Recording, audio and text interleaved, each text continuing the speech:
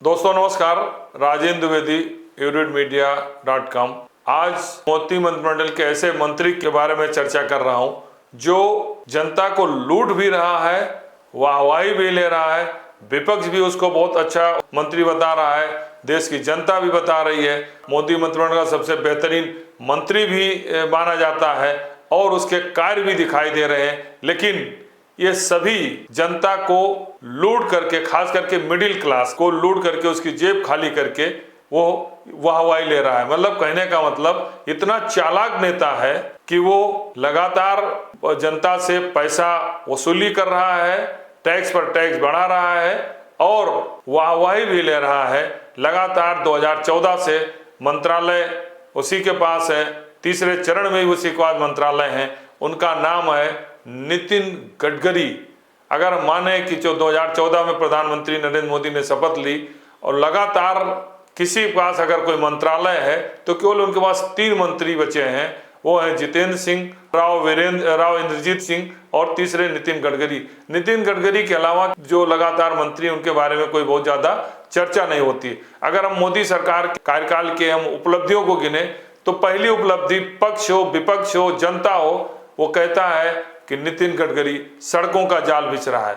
लेकिन आप सोचिए कि इतने चालाक हैं नितिन गडकरी, इतने लोकप्रिय हैं और लोकप्रियता का लाभ उठाकर इतनी चालाकी से जनता को लूट रहे हैं।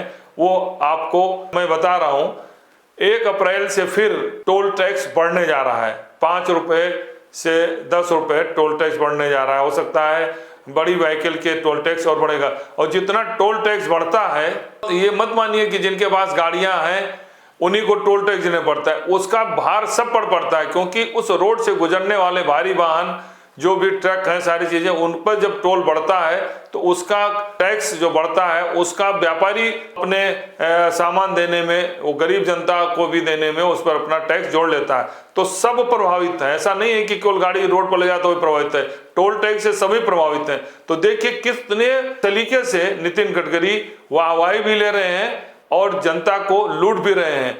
दूसरा मैं बता रहा हूं कि जो मानक है टोल टैक्स लेने का, कुछ ही सड़कें हो सकती हैं, कोई भी सड़क मानक को पूरा नहीं करती है। आप एक छोटा सा उदाहरण, लखनऊ से कानपुर देखिए।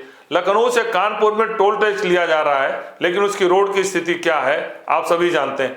अब मैं आपको बताऊं कि जो टोल टैक्स ले लेते हैं 2 लेन, 4 लेन, 6 लेन, 8 लेन के, आप खुद ही डिसाइड कीजिए कि उसका मानक क्या है। जिस रोड का टैक्स आप 2.5 रुपया 3 रुपया पर किलोमीटर दे रहे हैं, मिनिमम 1 रुपया तो हो ही गया है। 2 लेन की सड़क भी 1 रुपया से ज्यादा टैक्स हो गया।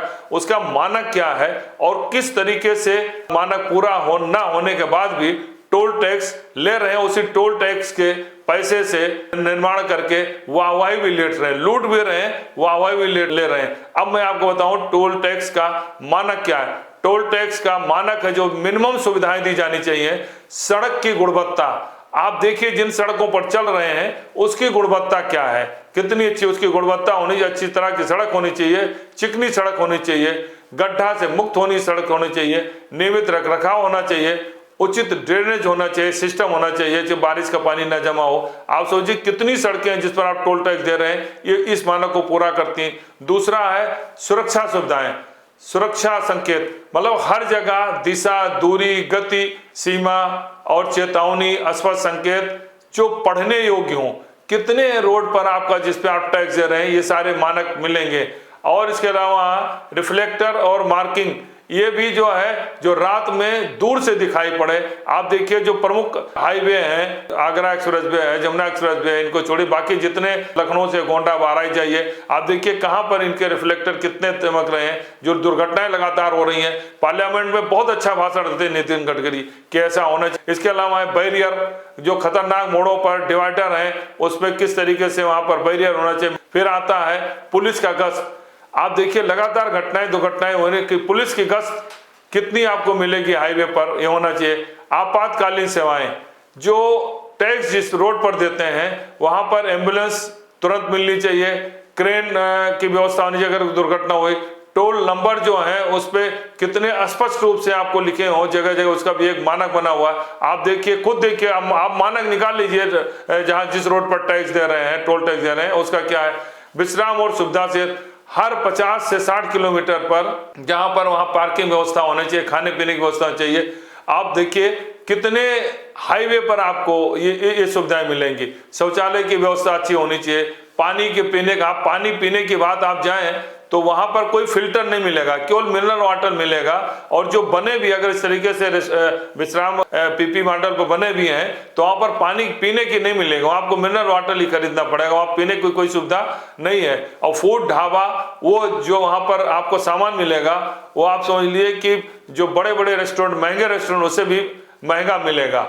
और पेट्रोल पंप तो निश्चित मिलेगा कि पेट्रोल पंप को लाभ मिलता है। सबसे और अहम इंपॉर्टेंट है प्रकाश व्यवस्था। जितने भी खतरनाक मोड़ है, क्षेत्र है, टोल प्लाजा, प्रमुख क्रॉसिंग पर पर्याप्त स्ट्रीट लाइट होनी चाहिए। आप कितनी जगह स्ट्रीट लाइट देखेंगे, कितनी जगह मार्ग प्रकाश देखेंगे, जबकि इसके लिए अब तो सोलर सिस्टम भी आ गया है। अगर लाइट खराब भी है तो सोलर से इसको पूरा किया जा सकता है। कुछ ही महत्वपूर्ण रोडों पर यह सोलर व्यवस्था के माध्यम से लाइट मिलेगी, अधिकांश स्थानों पर आपको ये प्रकाश व्यवस्था नहीं मिलेगी। इसके अलावा टोल प्लाजा पर जो अन्य सुविधाएं हैं उसमें है फास्टैग लेन जो है वो अलग अलग जरूर बना है, लेकिन वहां भी जो टाइम फिक्स है वहां भी 5 से 7 मिनट, 10-10 मिनट लग जाते हैं।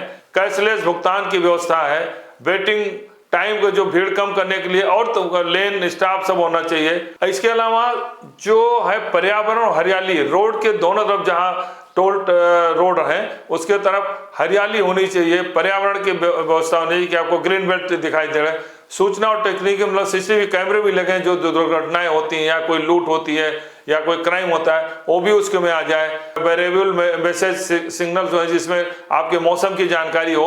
ये बहुत सारी सुविधाएं हैं जिन पर रोड पर आप 3 रुपया, 2.5 रुपया, 2 रुपया टैक्स देके जाए, लेकिन ये कोई भी मानक आपको पूरा नहीं होता दिखाई दे। लेकिन फिर भी आप इतना ज्यादा टोल टैक्स देकर खुश हैं क्योंकि नितिन गडकरी जैसा चालाक मंत्री है जो मीठे मीठे भाषण देकर, मीठे मीठे बोल करके, और उसके लिए सबसे इंटरेस्टिंग यह है कि पक्ष हो या विपक्ष हो, सत्ता पक्ष में तो है ही, विपक्ष के लोग भी मोदी मंत्रिमंडल किसी मंत्री की बात करते हैं तो वो नितिन गडकरी की बात करके, नितिन गडकरी सबसे अच्छे मंत्री हैं। जनता से पूछो तो जनता भी कहती नितिन गडकरी बहुत अच्छे मंत्री हैं, उन्होंने अपने विभाग के बहुत अच्छे कार्य कर रहे हैं। सड़क का जाल बिछाया जा रहा है, लेकिन सड़क का जाल बिछाने के लिए जनता को किस तरीके से लूटा जा रहा है टोल टैक्स के नाम पर, वो लोगों को दिखाई नहीं दे रहा है। यही तो नितिन गडकरी की खासियत है, यही तो उनकी चालाकी है कि जनता को लूट भी रहे हैं और जनता जो विपक्ष सबसे वाहवाही भी ले रहे हैं। धन्यवाद।